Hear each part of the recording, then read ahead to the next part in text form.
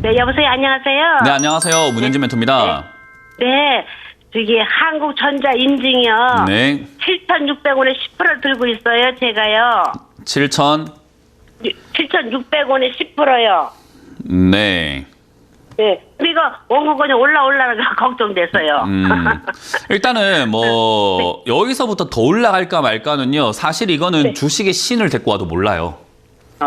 우리 그 왜 주식 잘한다라고 하는 사람들 보면 뭐 빌 게이츠, 뭐 투자 잘한다는 사람 보면 워렌 버핏 이런 사람들 아시죠? 그죠? 들어는 보셨죠, 그죠?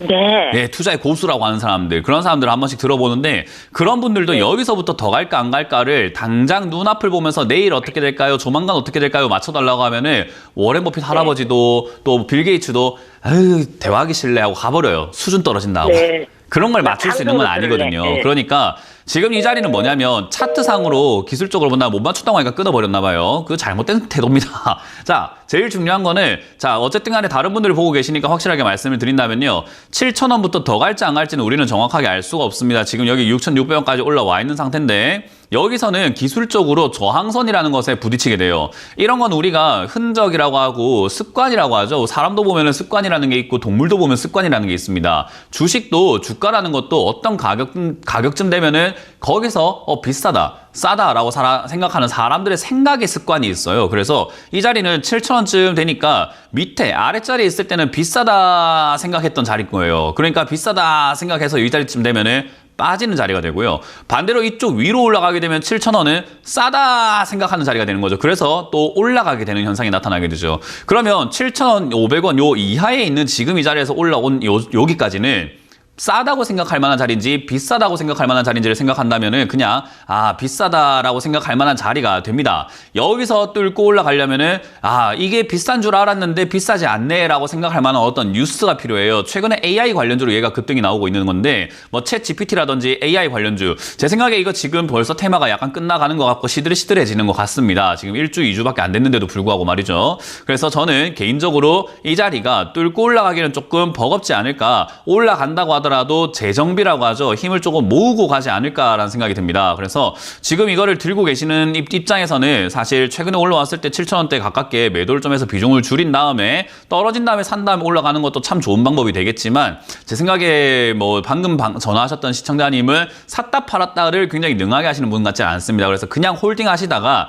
6,000원 이하로 빠지게 된다면 이 기업은요. 기업성 자체가 그렇게 나쁜 기업은 아니에요. 그리고 테마까지도 나쁘진 않기 때문에 한 달 정도 쉬다가 아마 올라오지 않을까 싶거든요. 그럼 내려왔을 때 비중을 5,000원대 가깝게 늘리신 다음에 그 다음 상승 때는 수익을 조금 챙겨 나와도 되지 않을까라고 생각이 듭니다. 그 다음 상승 때는 아마 7,500원 조금 뛰어 올라갈 만한 정도의 내용이 나오지 않을까 싶으니까요. 그 점 참고해서 대응하시길 바랍니다. 다음 상담 이어가도록 하겠습니다. 여보세요? 여보세요. 수고하십니다. 네. 안녕하세요. 문현진 멘토입니다. 네. 어떤 게 궁금하세요? 우리 기술. 우리 기술이고요. 매수가랑 비중이요? 2,500원에 5%인데요. 이거 참 안 가네요. 이거 뭐 원전 관계 때문에 사놨었었는데. 원전 관련주 급등 나왔을 때 제가 물려서 고생할 거라고 굉장히 많이 전망을 냈었거든요. 네. 물려서 고생할 겁니다. 원전 관련주 투자하면 안 됩니다라는 이야기를 정말 많이 드렸었던 것 같아요. 대선을 통해 가지고 지금 정권이 바뀌었기 때문에 탈원전에 대한 이야기를 조금 이렇게 폐기하자라는 움직임으로 가고 있지만 시청자님이 이 종목을 샀을 때는 탈원전은 계속 지속이 되고 있던 상태였는데 원전 관련주가 급등되면 그건 무조건 거품이었던 거예요. 그래. 그러니까 그걸 잘 모르고 사다 보니까 그냥 비싼데도 그냥 덜컥 사버리게 되는 거죠.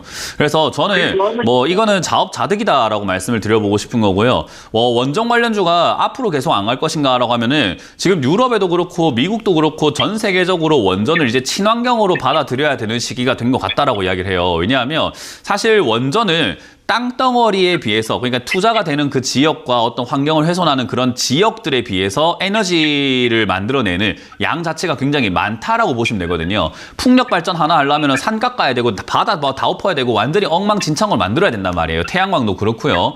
대신에 원전은 그런 땅 규모로 생각을 해봤을 때 같은 공간에서 에너지를 제일 많이 낼 수 있기 때문에 오히려 이게 친환경이 아닌가라는 주의로 바뀌어 나가고 있어요, 세상이. 그래서 원전은 이제 우리나라도 아마도 땅덩어리가 좁다 보니까 풍력 안 된다는 걸 깨달았고 태양광 안 된다는 걸 깨달아서 다시 원전으로 갈 가능성이 굉장히 높은 상태입니다. 그렇기 때문에 지금은 조금 힘든 게 맞아요. 왜냐하면 과거에 거품이 일었다가 빠지고 있는 거거든요. 제가 월요일에 이게 그 숯불갈비집 같은 데 가가지고 숯의 비유를 한번 했는데 고기를 먼저 이렇게 구워가지고 숯이 막 활활 타오르고 난 다음에 기름 다 떨어지고 나면은 숯이 이제 꺼지기 시작하잖아요.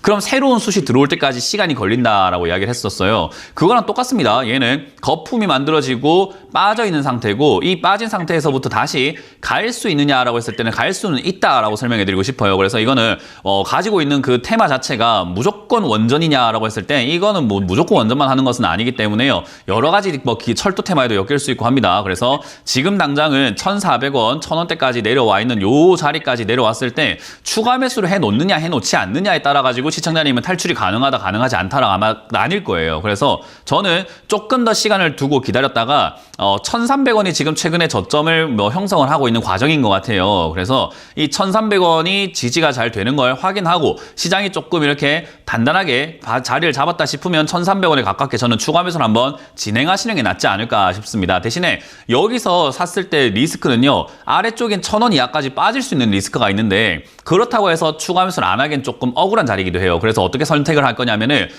비중을 15%까지 늘려볼 건데요. 여기서 5%를 더 사는 겁니다. 그러면 10%가 되겠죠. 그리고 만약에 1,000원까지 떨어지게 되면은 아까 15% 늘리려고 했던 그 나머지 5%를 1,000원에 가깝게 한 번 더 사는 거예요. 그러니까 2차 분할 매수를 하자 이거예요. 이해가 되셨나요?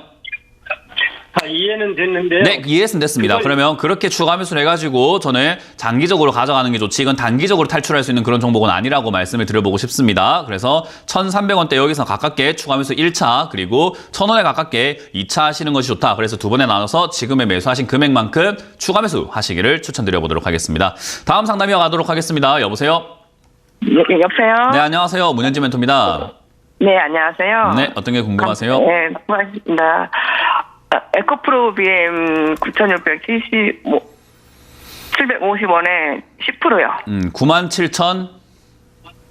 예. 750원에 10%. 750원에 10%요? 네. 이게 계속 이게 매도 시점을 계속 놓쳐가지고 이게 또 좀 더 올라갈 수 있을지 한번 궁금해서. 매도 시점을 놓치고 있는 게 아니고 그냥 안 팔고 있는 거예요. 본인 욕심 때문에요. 주식을 하는 사람들께 제가 항상 강조해드리고 싶은 게 매도 타이밍이라는 거 없어요. 최고가에 팔아내는 게임을 하고 있는 게 아니잖아요. 그죠? 네. 최고가에 파는 게 목적이 아니라 우리는 돈을 버는 게 목적이에요. 시청자님 지금 팔면 돈을 벌었어요? 안 벌었어요? 좀 수익은 조금 됐어요. 벌잖아요. 근데 그게 지금 가는 기별도 안 가고 만족이 안 되니까 더 갖고 가고 싶은 거예요. 근데 그걸 더 갈지 안 갈지 맞출 수 있는 사람 대한민국에 아무도 없어요. 그러면 지금 이런 상담이 무슨 의미가 있습니까? 아무도 모르는 걸 알고 싶어서 전화하고 있는 거예요. 시간 낭비 아닙니까 이거? 그죠? 아무도 모르는 걸 알고 싶어서 전화를 하고 계시는 거라는 거예요. 이거는 시간 낭비예요. 그래서 제가 항상 말씀드리지만 매도라고 하는 것이 어려우면 안 된다라고 하는 게 매도는 간결하게 수익 났으면 팔아버리면 되는 겁니다. 내 욕심의 크기만큼 생각을 하면 되거든요. 자, 따라해 볼게요. 제 말을. 매도는 절제다. 매도는 절제다. 매도는 절제예요. 지금 여기서 내가 절제할 수 있느냐 없느냐는 누가 절제를 해야 되는 겁니까? 제가 해야 돼요? 시청자님이 해야 돼요? 제가요? 맞아요. 그러니까 매도는 남한테 물어보고 하는 게 아니라 나한테 물어보고 하는 게 맞는 거예요. 그래서 매도를 정말로 하고 싶다라고 하신다면 거울을 보고 야, 너 지금 매도해야 되는데 안 할 거니? 더 욕심 낼 거니? 이젠 자제 좀 하는 게 나을 것 같은데? 이렇게 하면서 본인을 설득시켜야 되는 거예요. 지금 시청자님 욕심 때문에 못 팔아요. 만약에 제가 매도하라고 하더라도 더 갈 것 같은데 하면서 못 팔 거예요. 그게 사람의 심리입니다. 그게 우리가 수익이 나더라도 수익을 챙기지 못하고 다시 본전까지 내려갔을 때 팔지 못하고 또 물렸을 때 진작 과거에 팔 걸 하면서 후회하게 되는 가장 근본적인 이유가 올라갈 때 욕심 부려서 그래요. 그러면 2차전지 관련주들이 아직까지 뭐 테마가 죽은 건 아니기 때문에 여전히 이렇게 조금씩 튀어오르고 움직일 수 있다라고 가정을 해볼 때 얘는 11만 원 지금 이 자리부터 저는 분할 매도해도 낫지 않을까 생각을 해요. 왜냐하면 이 자리는 이미 고점이기 때문에 언제 떨어져도 이상한 건 아니라는 거죠. 언제 떨어져도 이상하지 않은 막차라고 한다면 지금부터 살살 그냥 발 한 개 내놓으면 안 되나요? 가만히 앉아서 내릴 준비 아예 안 하고 있는 것보다는 살짝 발 한 개 정도 내려놓고 이렇게 내릴 준비가 좀 걸쳐놓는 게 좀 좋지 않을까요? 예. 그러니까요. 그러니까 지금 여기서부터는 단기적인 관점으로 사실은 지금 3분의 1 정도는 매도를 진행하시고 나머지로는 11만 원 목표가, 12만 원 목표가에서 올라오는 족족 뭐 해야 되냐면 절제하면서 매도하고 흩뿌려야 돼요. 이해가 되셨나요? 그래서 매도를 어려워 생각하지 마시고 어려운 거는 본인 욕심 때문이라는 것을 반드시 깨달으시면은요. 다음에 어떤 주식을 매매하더라도 수익 금방금방 챙길 수 있는 투자자가 될 겁니다. 네, 감사합니다. 네, 그렇게 하시길 바랄게요.